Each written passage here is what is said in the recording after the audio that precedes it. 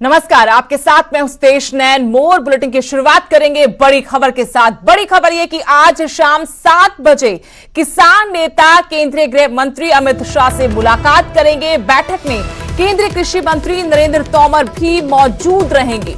इस बैठक में 13 किसान संगठनों के प्रतिनिधि मौजूद रहेंगे। कल केंद्र से छठे दौर की बातचीत से पहले की रणनीति, जिसके तहत अब अमित शाह किसान नेताओं से मुलाकात करेंगे। अमित शाह से मुलाकात से पहले किसानों ने अपनी चेतावनी भी दे दी है, कृषि कानूनों को रद्द करना ही होगा।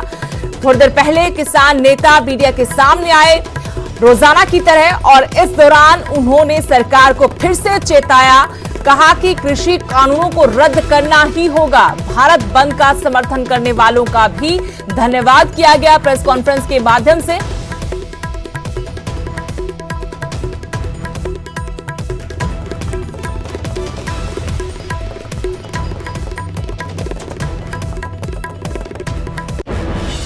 चलिए सीधा रुख करेंगे टिकरी बॉर्डर का, जहां से मेरे सहयोगी रोहित बंसल जुड़े हुए हैं। रोहित, आज बड़ा घटनाक्रम भारत बंद के बाद यह है कि अब केंद्रीय गृह मंत्री अमित शाह किसान नेताओं के साथ बातचीत करेंगे और इस बैठक में केंद्रीय कृषि मंत्री भी मौजूद रहेंगे, जो अब लग रहा है कि कहीं ना कहीं सरकार पर थोड़ा और दबाव बढ़ा है।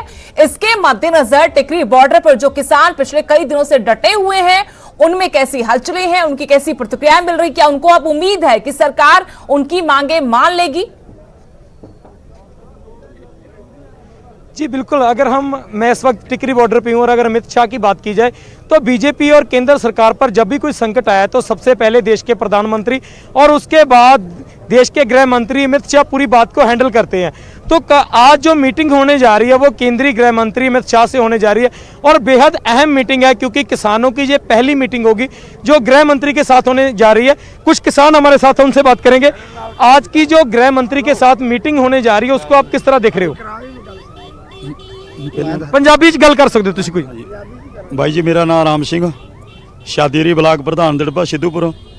जो अज की मीटिंग है, ये मीटिंग मतलब कि मुख रख के जो अज भारत बंद होया, सारा भारत बंद, क्योंकि मतलब जथेबंदी वालों सद्दा दिता गया, सद्दे नूं मुख रख के सारे भारत ने मतलब कि इस बंद का समर्थन वध तो वध कीता है, क्योंकि सब नूं पता है, खास करके मीडिया नूं तां ज़्यादा पता साडे नालों, क्योंकि असीं तां मतलब कि धरने दे विच शामिल हाँ। मान लो लग रहा है कि जिहड़ा केंद्र दे उत्ते दबाव है उसे करके अमित शाह ने मीटिंग बुलाई है। हाँ जी, अमित शाह ते मतलब कि प्रधानमंत्री का जो अज की मीटिंग है, इसे मतलब कि भारत बंद नूं रख के मतलब कि दबाव पूरा है जी।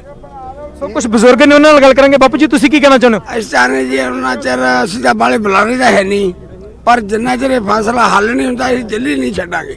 तो साफ तौर पे बुजुर्गों को आप सुन सकते हो, उन्होंने बोल दिया है कि जब तक हमारे मसले हल नहीं हो जाते तब तक हम दिल्ली छोड़ने वाले नहीं है। कुछ आप देख सकते हो तस्वीरों के जरिए कि कुछ बच्चे यहाँ पे पहुंचे हुए हैं। बच्चों से बात करेंगे। किसके साथ आए हो? मम्मी पापा और ब्रदर के साथ। किसानी आंदोलन से आप जुड़े हो, किसने बोला था कि आंदोलन में जाना है, कैसे आए? मम्मी ने बोला था, पापा ने बोला था, उनके साथ ही मैं आई हूँ। और जब तक मोदी ये अपने फैसले रद्द नहीं करेगा हम यहाँ से नहीं जाएंगे। सो तुसी इन्हां दे नाल आए होगे, की लग रहा अज केंद्र दी अमित शाह दे नाल किसानां दी मीटिंग होने जा रही है?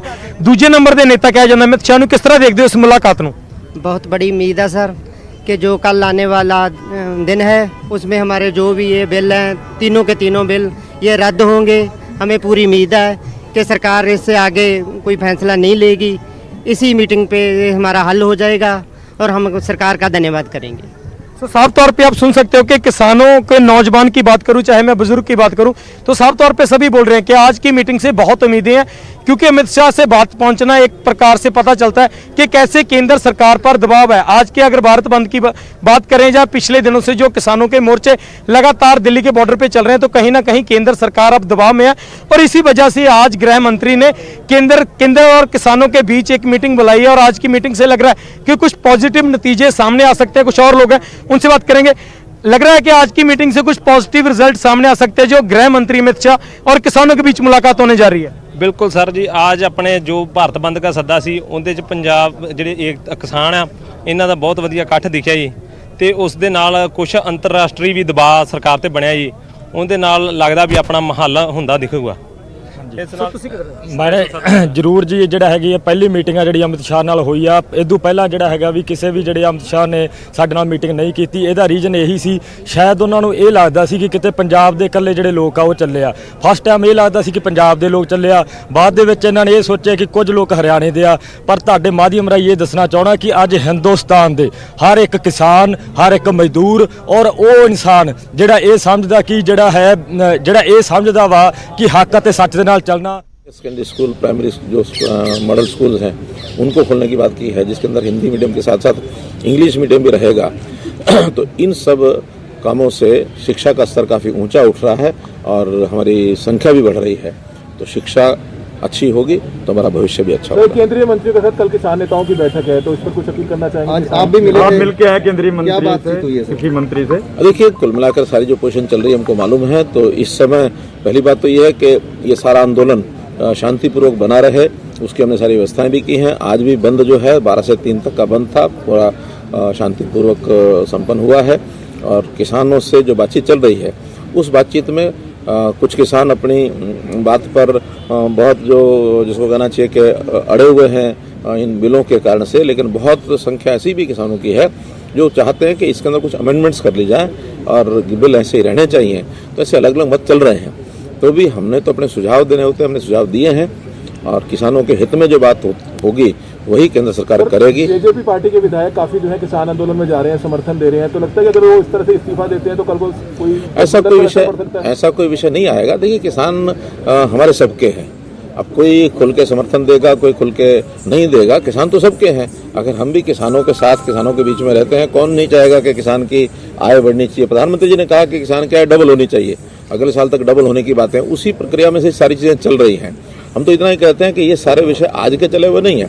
कांग्रेस के समय में भी जब शरद पवार कृषि मंत्री थे, उस समय इन कृषि बिलों के अंदर संशोधन करने की बात उस समय आई थी। उस समय भी एपीएमसी एक्ट को संशोधित किया जाए, ये विषय उस समय भी आए थे।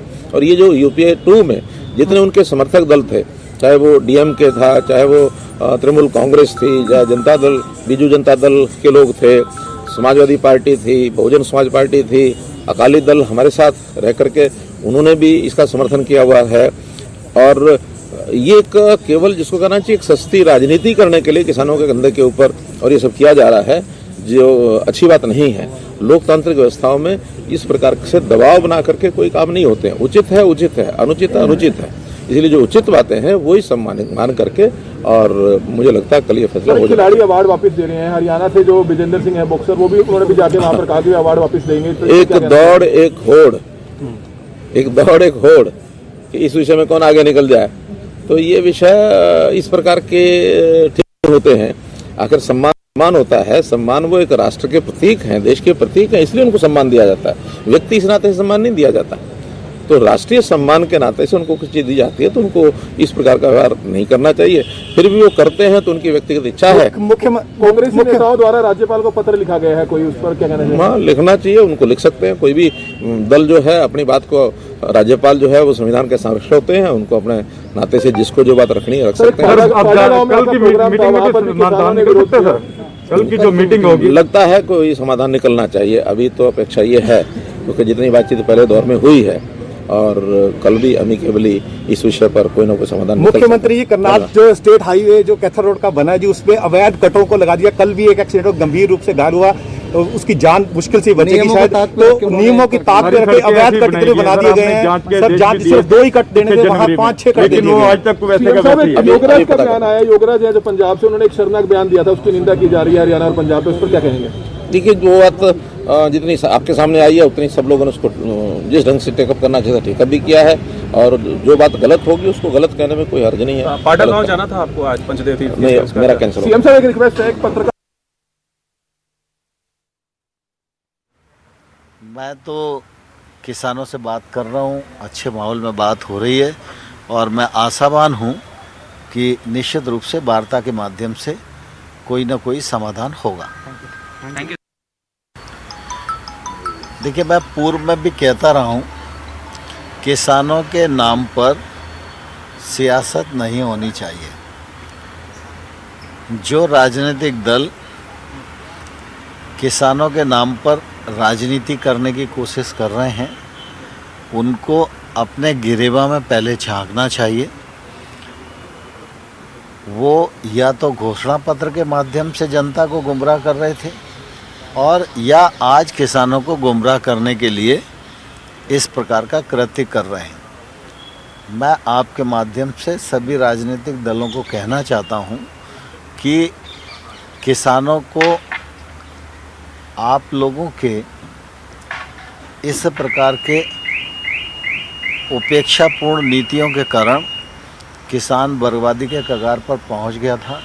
प्रधानमंत्री नरेंद्र मोदी जी खेती और किसानी को पटरी पर लाने के लिए जी तोड़ प्रयत्न कर रहे हैं और इस समय ज़रूरत इस बात की है कि कोई भी किसानों को गुमराह करने का प्रयास न करे।